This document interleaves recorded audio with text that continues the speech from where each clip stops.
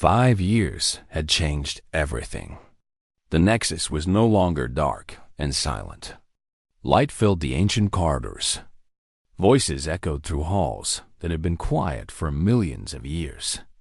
The speaking chamber was alive again with beings from across the galaxy. Daniel Price stood at the communication center he had helped build. His title was Nexus Communication Director. His job was to coordinate the signals that flowed in from every corner of known space. He had a staff of hundreds from 7 different species. He had not felt lonely in a very long time. Lisa Howard ran the engineering teams that kept the station functioning. She had crews of humans and Kishari and 4 other species working together every day. They had restored systems that nobody understood. They had repaired technology that seemed like magic. They had brought the Nexus back to life.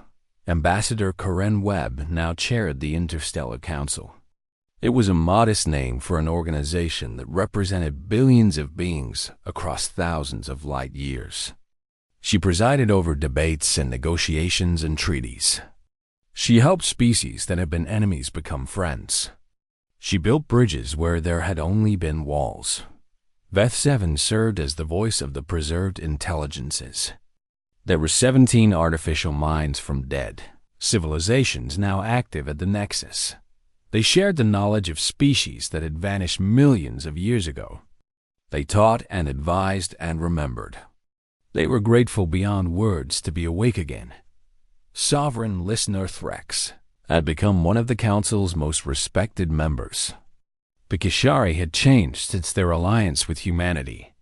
They had opened their borders and shared their secrets.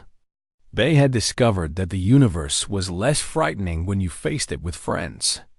Threx often said that the Kishari had survived for 60 million years, that they had only started living 5 years ago. More species emerged from hiding every month. Some came cautiously with weapons ready and suspicion in their hearts. Others came eagerly desperate for contact after ages of isolation. All of them came because they had heard humanity's broadcasts. All of them came because someone had finally broken the silence. Daniel prepared for the most important transmission of his career. The Council had approved a new message. It would be sent to every corner of the galaxy. It would reach stars that no living being had visited in millions of years. It was an invitation to everyone who remained hidden. The speaking chamber filled with representatives from every member species. They stood on platforms that their ancestors had abandoned long ago. They watched screens that showed the void between stars.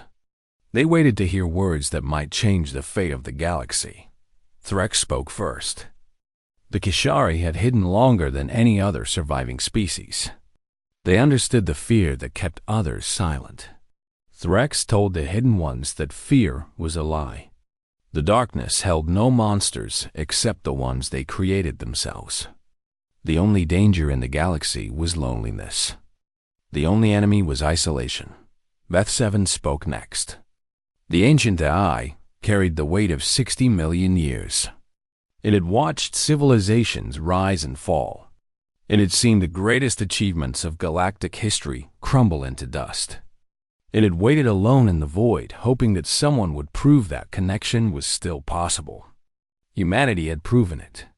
Now Veth 7 invited the hidden ones to join the proof. Karen spoke last.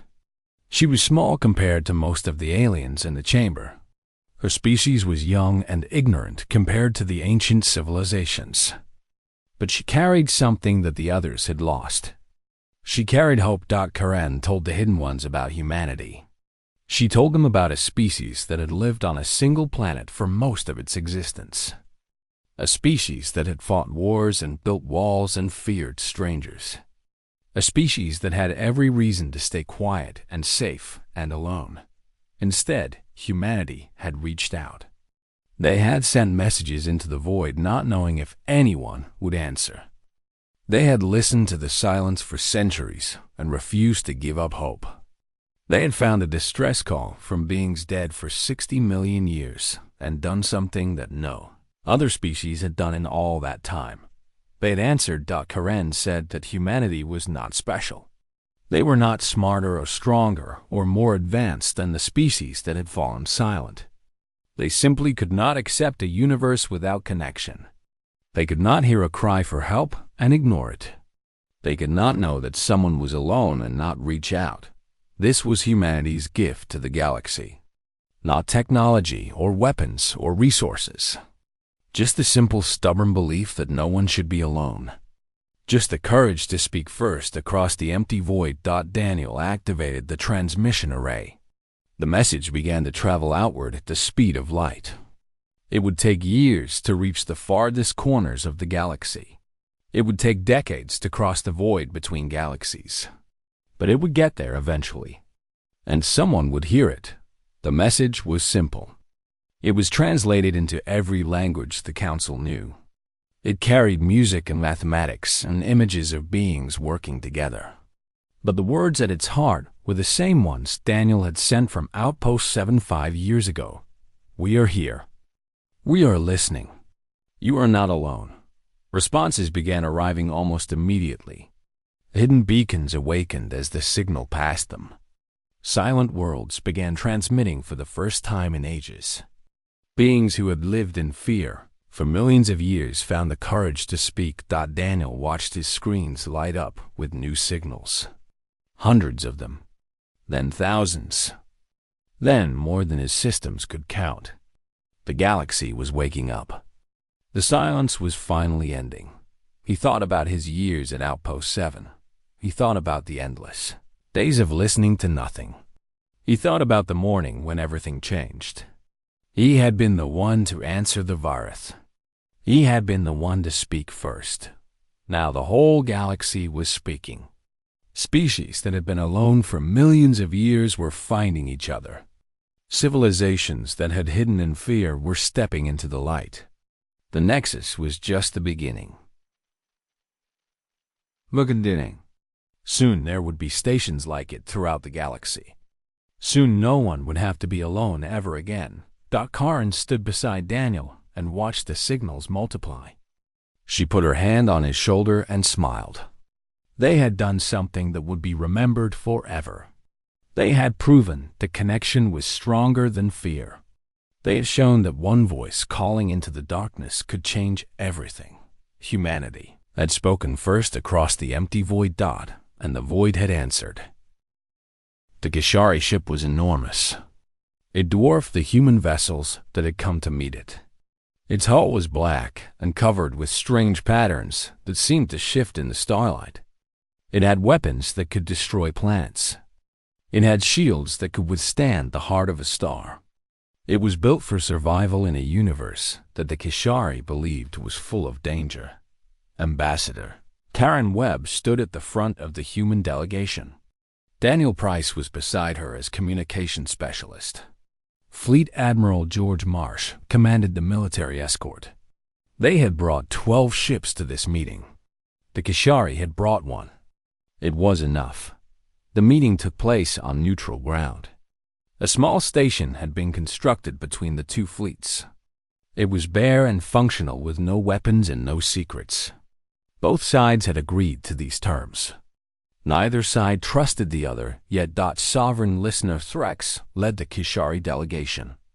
The title meant something like leader and priest and judge all combined. Threx was old by Kishari standards. Its body was tall and thin with forearms and skin that changed color with its emotions. Right now its skin was dark gray. Daniel had learned that this meant fear. The Kishari had survived the Great Silence by hiding. They had watched other species fall into isolation and disappear. They had decided that the safest course was to stay quiet and avoid attention. For 60 million years, they had hidden in a distant corner of the galaxy. They had built their civilization in secret and spoken to no one. Then humanity had started broadcasting. Threx spoke through a translator device. Its voice was harsh and filled with accusation. You have endangered us all. Your signals travel across the galaxy. They announce your presence to everything that might be listening. You have no idea what you have awakened. Karen remained calm. She had faced angry diplomats before. She asked Threx to explain what the Kishari feared. Threx made a gesture that might have been frustration. The galaxy is not empty. There are things in the darkness that hunt. There are forces that destroyed civilizations far greater than yours. The old species fell silent for a reason. They were hiding from something terrible. Daniel spoke up. He told Threx about the archives at the Nexus. He explained that the civilizations had not been destroyed by outside forces. They had destroyed themselves through isolation and fear. The danger was not in the darkness. The danger was in the silence. Threx did not believe him. The Kishari had legends passed down through millions of years. They told of something called the Quiet that came for species who made too much noise. The Quiet was not a choice. It was a predator. It was a god. It was death itself. Karin asked a simple question. In 60 million years of hiding, had the Kishari ever actually seen this predator? Had they ever found evidence that it existed? Had they ever encountered anything that justified their fear? Threx was silent for a long moment.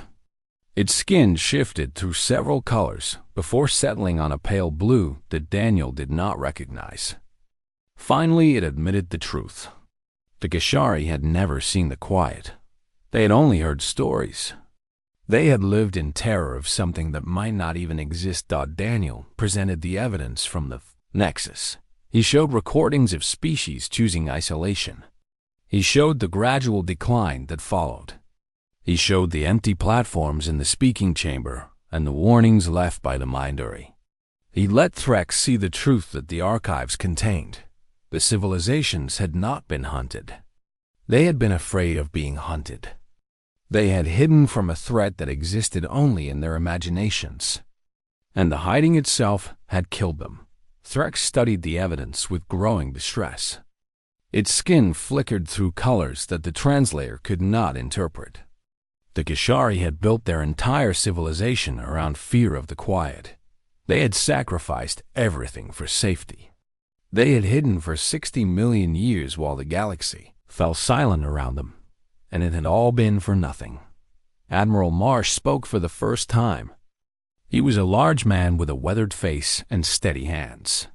He told Threx that humanity understood fear. Humans had feared each other for most of their history. They had built weapons and walls and spent centuries fighting over resources and territory. But they had also learned something important. Fear was a trap. The more you feared, the more you isolated yourself. The more you isolated yourself, the weaker you became. The only way to survive was to reach out and build connections. The only way to be safe was to stop being alone. Marsh made an offer. Humanity would not stop broadcasting. They would not hide in the darkness and wait to die. But they would stand with anyone who chose to stand with them. Human ships would protect Kishari ships. Human stations would welcome Kishari visitors. Humanity would be the friend that the Kishari had been afraid to look for. Threx asked why humanity would make such an offer. What did they gain from protecting a species they had just met? Karin answered with words that Daniel would remember for the rest of his life. Humanity gained everything. They gained allies and friends. They gained knowledge and trade. They gained the chance to be part of something larger than themselves. But most importantly, they gained proof that connection was possible. Every species that joined them made the galaxy a little less lonely. Threx considered the offer for a long time. Its skin slowly changed from pale blue to a warm golden color. Daniel learned later that this meant hope. The sovereign listener made a decision that overturned 60 million years of Kishari policy. The Kishari would join humanity. They would emerge from hiding and speak to the galaxy. They would stand beside these strange, brave creatures who answered distress calls and built friendships with the dead dot. It was the first alliance between living species in 60 million years. It would not be the last. Daniel watched as Karen and Threx clasped hands in a gesture of agreement. He thought about the empty platforms at the Nexus. Soon they would begin to fill again. Soon the speaking chamber would hear voices once more. Humanity had spoken first across the void. Now others were finding the courage to speak back. The Nexus was the largest structure humanity had ever seen. It floated in the space between 3 dead stars. It was older than the Earth itself. It had been built by 12 different species working together in an age when cooperation was still possible.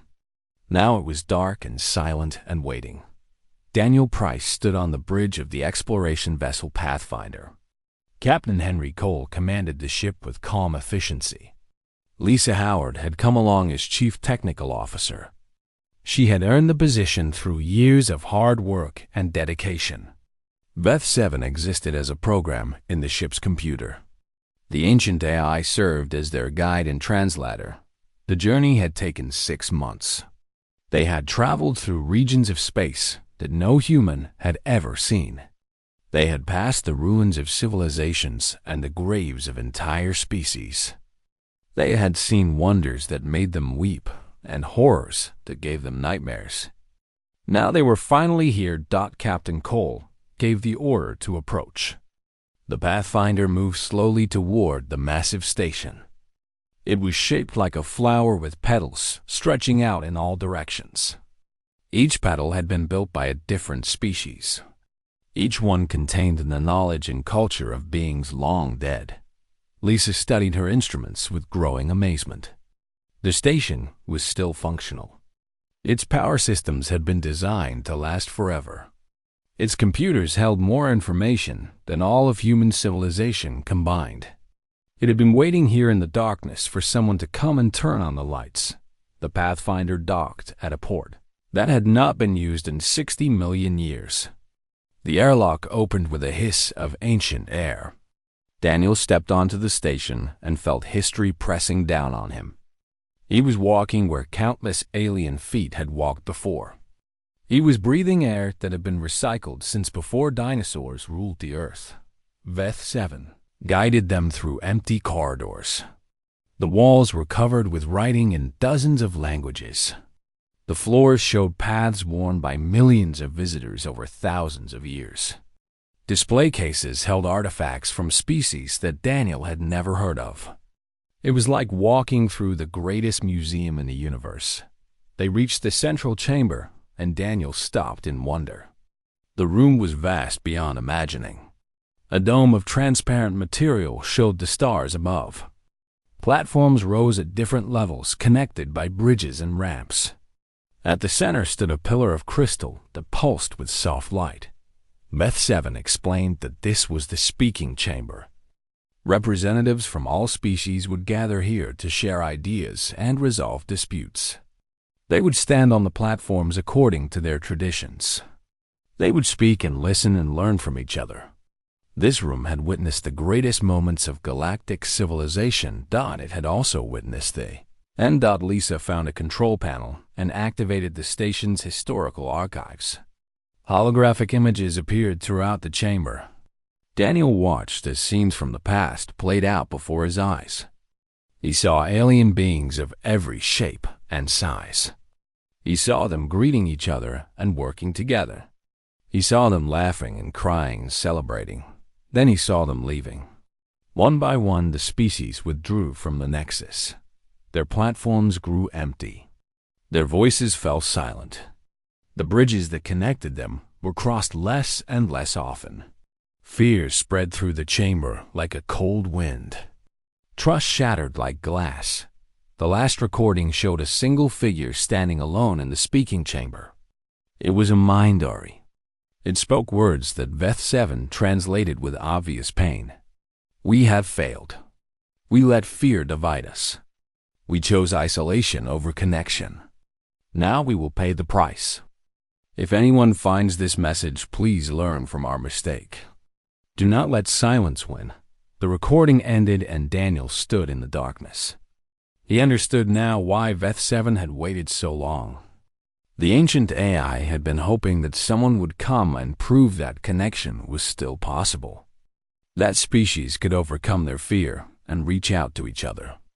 that the Nexus could live again, Lisa discovered something else in the archives. There was a deeper level that nobody had accessed in millions of years. It contained warnings about something called the Quiet. Daniel felt cold as he read the records. The Quiet was not a natural phenomenon. It was not a disease or an invasion or a cosmic event.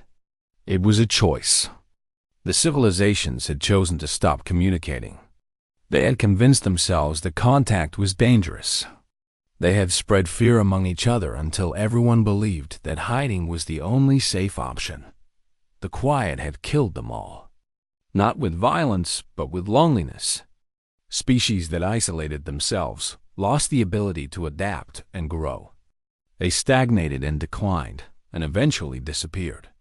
The galaxy had committed slow suicide because its inhabitants were too afraid to talk to each other. Daniel shared this discovery with Captain Cole and Lisa, sat together in the empty speaking chamber, and tried to process what they had learned.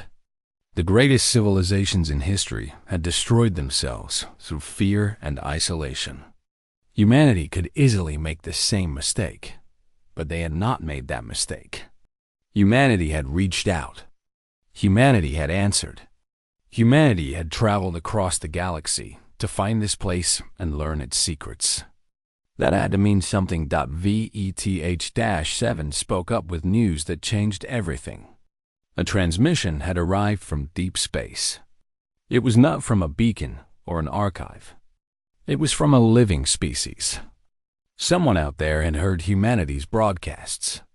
Someone had decided to respond. Daniel felt his heart race. This was what they had been hoping for. Not just records of the dead, but contact with the living. Not just memories of what was lost, but a chance to build something new. He looked around the empty speaking chamber. Someday it would be full again. Someday beings from across the galaxy would stand on these platforms and talk to each other. Someday the Nexus would fulfill its purpose once more. Humanity would make sure of it. They had spoken first across the empty void. Now, they would keep speaking until everyone answered. Captain Cole gave orders to prepare for departure. They had a meeting to attend. The first living aliens in 60 million years wanted to talk, and humanity was ready to listen. 3 months had passed since humanity answered the ancient signal. Daniel Price now worked at the United Space Council headquarters on Earth. His title was First Contact Coordinator. His job was to make sense of the thousands of signals that had awakened across the galaxy. He had not slept properly in weeks. Ambassador Karen Webb led the diplomatic efforts. She was a small woman with silver hair and sharp eyes that missed nothing. She had spent 30 years negotiating treaties between nations on Earth. Now she prepared to negotiate with species that had been dead for millions of years. The irony was not lost on her. Dr. Samuel Torres was the xenolinguist assigned to the project. He was young and brilliant and spoke 14 human languages fluently. Now he was trying to learn languages created by beings that humanity could not even imagine.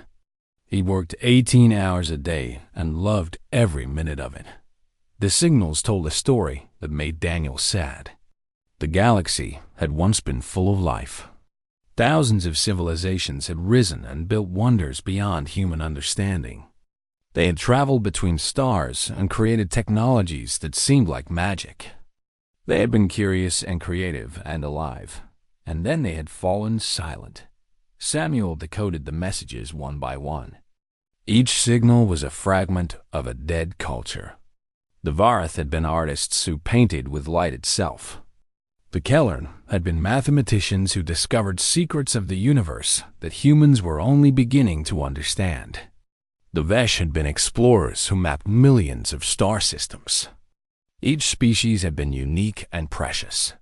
Each species had stopped communicating and eventually disappeared. Samuel discovered that the signals were not just messages. They were archives.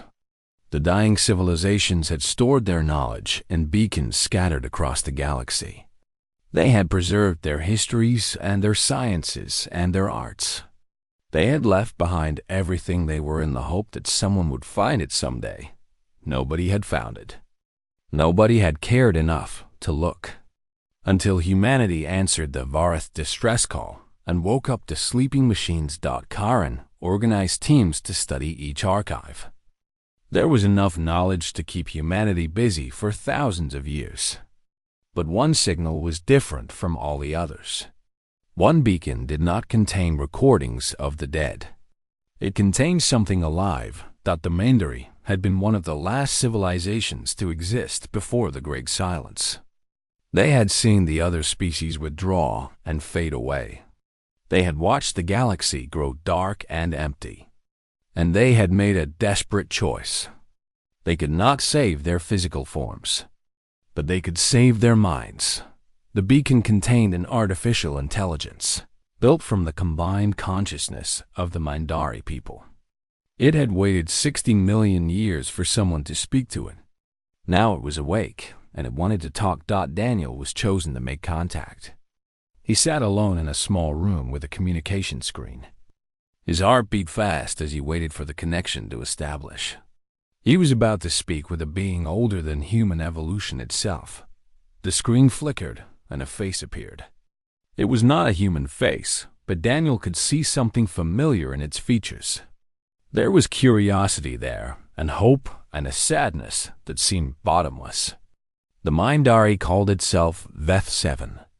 It was the 7th iteration of the collective consciousness. The previous 6 had degraded over millions of years.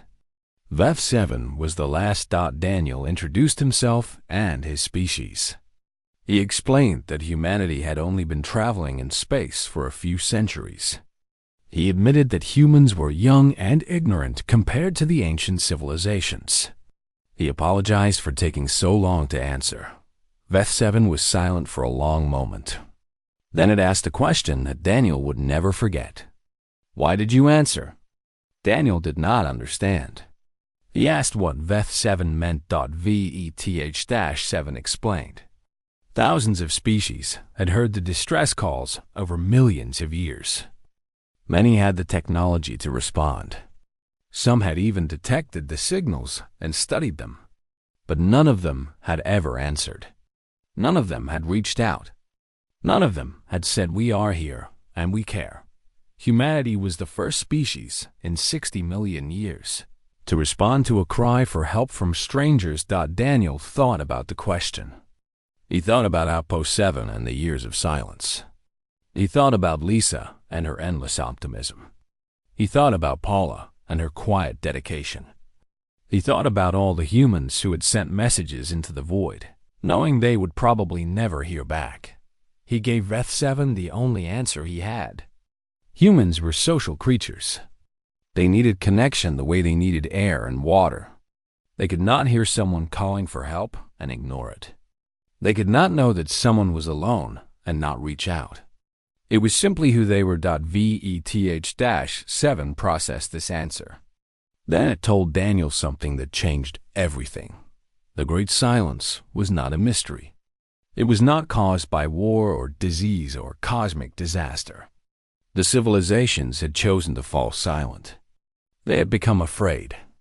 They had decided that reaching out was dangerous. They had retreated into themselves and closed their borders and stopped communicating. And one by one they had faded away. Isolation had killed them more surely than any weapon. The Mindari had understood this truth too late. They had tried to reverse the trend, but their neighbors would not listen. Fear had spread across the galaxy like a plague. Trust had become impossible. Species had hidden themselves and waited for the danger to pass. But the danger was the hiding itself. Veth 7 had waited 60 million years, hoping that something would change. Hoping that some species would be brave enough or foolish enough to reach out. Hoping that someone would prove that connection was possible again. Humanity had proven it. Humanity had spoken first. And now Veth 7 wanted to know what humanity planned to do next. Daniel looked at the ancient face on his screen. He made a promise that he hoped humanity could keep. "We will find the others. We will wake them up. We will rebuild what was lost. We will not let the silence return. Veth 7 smiled. It was a strange expression on an alien face, but Daniel recognized it. It was the smile of someone who had finally found hope after waiting longer than human minds could comprehend. The real work was about to begin. Daniel Price had worked at Outpost 7 for 15 years. The station orbited Neptune in the cold darkness of the outer solar system. Every day, he sat at his console and listened to the silence of space. Every day, he sent greeting messages into the void. Every day, he heard nothing in return. The year was 2847, and humanity had been broadcasting signals for over 200 years. They sent messages of peace. They sent music and art. They sent mathematical equations that any intelligent species should understand. They sent their hopes and dreams into the endless darkness. Nobody ever answered. Daniel was 42 years old, and he had gray hair at his temples. His eyes were tired but still sharp. He believed in his work even when others called it foolish. Someone had to keep listening. Someone had to keep hoping. Lisa Howard was his junior technician. She was 28 and full of energy that Daniel had lost long ago. She came to work every morning with coffee for both of them and a smile that seemed too bright for such a lonely place. She believed they would make contact someday. Daniel wished he could share her certainty. Commander Paula Grant ran Outpost 7 with quiet efficiency. She was 55 and had served in deep space for most of her adult life. She did not believe they would ever find aliens. But she kept the station running because humanity needed to try. That was enough reason for her. One morning, Daniel noticed something strange in the data. There was a pattern in the background radiation that should not exist. Natural signals were random. This pattern repeated every 47 minutes. It was too regular to be a star or a pulsar. It was too consistent to be an accident. He called Lisa over to look. She studied the readings, and her eyes grew wide. She ran the numbers 3 times before she spoke. The signal was real. It was definitely artificial. And it was very, very old. Paula came down from her office when she heard the news. She stood behind Daniel and watched the data scroll across his screen. Her face showed nothing, but her hands gripped the back of his chair tightly. This was the moment they had waited for. This was the moment humanity had dreamed about for centuries. But something was wrong. Daniel studied the signal more carefully, and his excitement turned to sadness. The signal was not a greeting. It was not a message of peace or an invitation to communicate. It was a distress call. Someone out there had been crying for help. They had been crying for 60 million years. The signal came from a species that no longer existed. They had called themselves the Varith, according to the translation algorithms. They had built great cities and traveled between stars. They had created art and music and poetry. And then they had faced some terrible disaster. Their final act was to send a message into the darkness. Please help us. Please answer. Please let us know we are not alone. Nobody had answered. The Varith had died waiting. Their signal had traveled across the galaxy for millions of years. It had passed countless stars and planets. It had crossed the empty void between galaxies. And in all that time, nobody had responded. Until now. Daniel looked at Paula. She looked at Lisa. Lisa looked at Daniel. They all understood what this meant. Humanity had received a message from a dead civilization. The polite thing to do was to let the dead rest in peace. The practical thing to do was to study the signal and learn what they could. But Daniel wanted to do something else. He wanted to answer. Paula considered his request for a long time. It seemed pointless to respond to a species that had been extinct for 60 million years. But Daniel argued that the response was not really for the Varith. It was for anyone else who might be listening. It was a statement that someone in this vast universe cared enough to reach out. It was a declaration that humanity would not let a cry for help go unanswered, even if the cry was ancient beyond imagining. Paula gave her permission. Daniel composed a simple message. "We heard you. We are sorry we are so late. You are remembered. You are not forgotten. We are here now. We are listening." Lisa transmitted the message into the void. It traveled at the speed of light toward the source of the original signal. It would take thousands of years to reach its destination. But that did not matter. What mattered was that humanity had spoken. What mattered was that someone had finally answered. Nothing happened for 3 days. Daniel returned to his routine of monitoring silence and sending greetings. Lisa went back to her maintenance work. Paula filed her reports and managed the station. They had done something historic, but life continued as normal. On the 4th day, everything changed. Daniel was drinking his morning coffee when alarms started screaming throughout the station. His console lit up with more signals than he had ever seen. There were dozens of them, then hundreds, then thousands.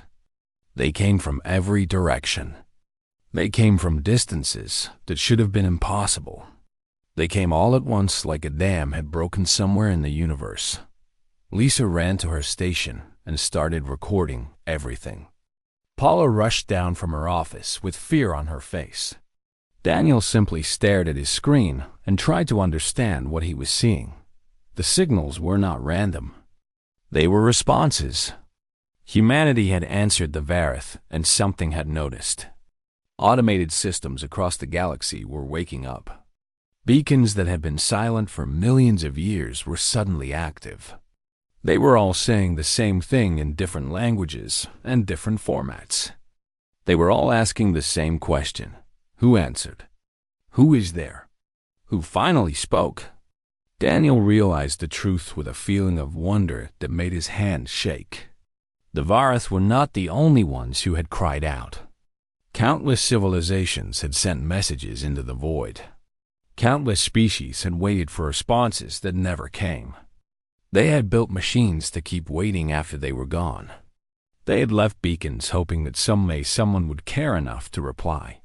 Humanity had done what no other species had done in 60 million years. They had answered. They had reached out across the empty void and said, "Hello." And now the galaxy was waking up to listen. Paula put her hand on Daniel's shoulder. Her voice was steady, but he could hear the emotion underneath. She told him to send another message. Tell them who we are. Tell them we want to talk. Tell them they are not alone anymore. Daniel began to type. His fingers moved across the keyboard with purpose he had not felt in years. Lisa stood beside him with tears running down her cheeks. The universe was no longer silent. The universe was no longer empty. Humanity had spoken first across the void, and the void was finally speaking back. This was only the beginning.